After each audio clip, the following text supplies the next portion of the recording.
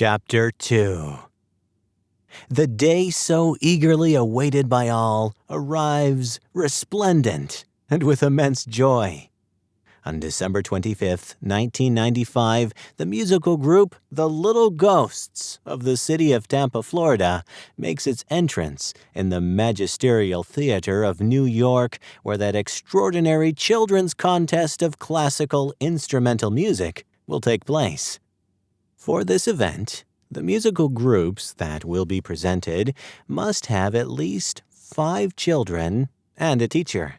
The importance of having an adult as a companion is to give them confidence in their performance and help dispel stage fright. The participating musical groups represent different cities in each of the country's states. Expectations for the little ones called the Little Ghosts are very high, as they are expected to win the first prize of the competition that day. But something unexpected happens. The competition begins with the presentation of the contestants and a standing ovation from the audience. The different groups began to exhibit their talent on stage until, finally, it was the Little Ghosts' turn. With gallantry and demonstrating professionalism, they burst onto the stage and take their places. Quickly, the first notes of a pleasant melody begin to be heard, enlivening the night with its charm. Tony, the youngest of the group, plays his piano with a lot of confidence. But that night, his little hands started to sweat. And observing other members of his group, he gestures to them with his brown eyes that something is not right with him. Minutes later, Tony misses some of the notes because of the sweat that covered most of the keys on his piano. Andy, the leader of the group and also the eldest, observes it and with a nod transmits security to him so that he can continue with his performance. Meanwhile, in the city of Tampa, Miguel, who could not accompany his son like the other parents, watches the event that day on national television.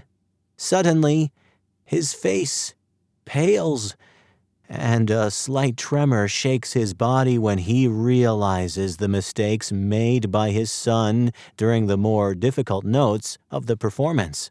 "My God, they're not going to make it!" he exclaims sadly, putting his hands on his head and curses the illness that didn't let him make the trip to New York City. "If I were by his side right now, my son wouldn't be so nervous and everything would have gone better. It's my fault. It's my fault," he says over and over again. At the theater, the presentation of The Little Ghosts ended, and Andy gathered all the members of the group, approached Tony, put his hands on his shoulders as a sign of support, and said, "Don't worry, my little giant. This day is not the end of the world for us. If we don't win and take the first prize home, I promise you, we'll come back here someday and we'll fight for it until we do."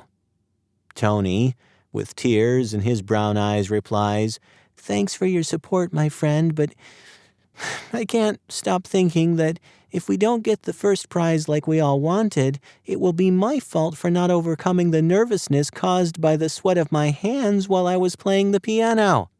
"Come on, my little one, nothing has happened. Don't feel bad. We all make mistakes sometime in our lives. This is only the beginning, and I promise you once again that we will have many more of these opportunities." Jennifer, the only female member of the Little Ghosts, gentle, loving, and always ready to offer her support to others with her unique charisma, addresses her companions. "Of course, boys, we are just children, and we have a whole life ahead of us. I am sure that in the future we will become very prestigious, and that our talent will be known all over the world."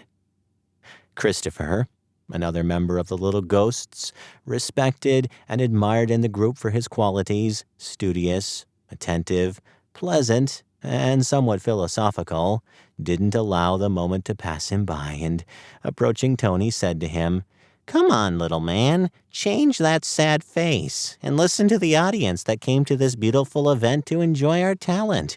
Do you realize how they have stood up and endlessly applaud us? The shyest of the group, Mikel, does not miss the chance to approach the others and express his feelings. Guys, let's give each other a big hug, as if it were the last, and let's enjoy this great moment that God has given us. As for Alberto, a music teacher who has been watching the children since his beginnings at the Clearwater City Children's Academy in Tampa Bay, comes up to them and says, "My children, I am very proud of you, and no matter what place you get in this competition, whether first or last place, I will be eternally grateful for having felt your love as the children I always wanted to have. Once again, I tell you all, I love you very much. Now, let's take our seats. It's time to find out the results of the contest." Minutes later, the judges in charge of announcing the winners make an appearance on the stage with heartfelt thanks for the participation of all the groups that represented each of the country's states. Stepping forward, at the top of the stage, the main judge addressed the audience. "I am proud to be here with you today and to have enjoyed the performance of each of the bands. We begin by announcing the first 3 places. For their dedication and charisma on the stage, the group representing the city of Chicago and Illinois, Maximum Expression, is graciously awarded 3rd place. The members of the group Maximum Expression rushed excitedly to the stage to receive their prize, while greeting the audience that received them with a warm applause in recognition of their stellar presentation. The 2nd place has been awarded to a group which, during its performance, kept the audience standing because they presented an extremely difficult melody that only a professional symphony orchestra would have been able to interpret perfectly. However, these infants did an almost excellent performance, displaying their talent and preparation. From the city of Tampa, Florida, the Little Ghosts." Between laughter and tears, displaying a lot of emotion for having obtained a place in the contest, the members of the group slowly walked towards the stage, greeting the public that did not stop applauding while they approached the judge, who gave them their prize. Once the members of the group, the Little Ghosts, retired, the main judge announced the first prize. "We came to the conclusion that this prize will be given to a group that achieved a brilliant performance, demonstrating their interpretive skills with a better level of completeness. Without further ado, first place is given to the musical group Golden Hands, belonging to the city of Boston, Massachusetts." The audience gave a standing ovation to the winners as they headed to the stage to receive the most valued prize of the night. The leader of the group, Golden Hands, Dariel, said to the Little Ghosts as he approached them, "I am very proud of you. You have a lot of talent, and I hope that someday we can share our music on the same stage as we have done today." That's how that moment of the awards ceremony ended. The winning groups raised their trophies for all to see and said goodbye again and again. Hours later, the members of the musical group, the Little Ghosts, met at New York Airport to board the flight home. Along with them are the relatives who accompanied them to the grand event. The weather gets colder and the snow falls harder on New York City, but that inconvenience does not prevent the flight from taking place at the scheduled time. While boarding, the children talked to their parents about the beautiful experience they had that night. Tony approaches his mother and asks with concern, "How do you think my father will feel after seeing me make those mistakes on stage?" His mother runs her hands through his black hair while giving him encouragement with her wise words.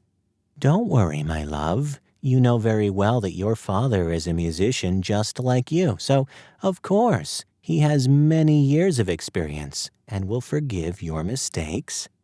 Sylvia takes advantage of the occasion to tell him a story that she and her husband kept secret so that it would not affect her son in his musical career. Listen to me carefully, my son. I will tell you a secret that your father told me and asked me never to tell you so that you would feel confident while performing on stage and would not make the mistakes he made in the past. Tony leans on his mother's chest, looking for love and affection. Don't be embarrassed, Mother, and tell me everything. I promise I will never tell my father. Sylvia, without ceasing to caress the hair of her little one, says, I tell you that, in his beginnings as a musician, your father had the same thing that happened to you tonight. He was getting nervous, and his hands were sweating when he saw so many people watching him perform. One night, he was so nervous that he left the stage and ran home, assuring that he would never play in front of so many people again. But months later, he realized that music ran through his veins and returned to the academy, apologizing to everyone to continue with his training along with his classmates. What an interesting story, Mom! I didn't know my father was as nervous as I was. I always considered him very serene, and I never saw him lose his cool. Now that I know that story from my father's past, I really want to be next to him. A few meters away from Tony and his mother were the other children, hugging their families a few minutes before leaving the flight that would take them home. 1 hour after the flight departed, bound for Tampa International Airport, the sad news of that tragedy that shook everyone was reported on television and radio. The flight had given signs of malfunction to the control towers and, minutes later, crashed on the shores of Florida, leaving a toll of 289 dead, including the members of the children's musical group, the Little Ghosts. Miguel nervously wanders from one side of his house to the other. He hadn't slept all night, waiting for his son and wife to return. He was anxious to hold them in his arms. With slow steps, he walks to the TV, looking for entertainment to try to calm his anxiety by concentrating on some program that would calm his impatience and restlessness. At that moment, the media suspended the programming to make the devastating news known. His body becomes tense. His hands twitch on his lap, and his eyes slowly close, collapsing to the ground, losing consciousness.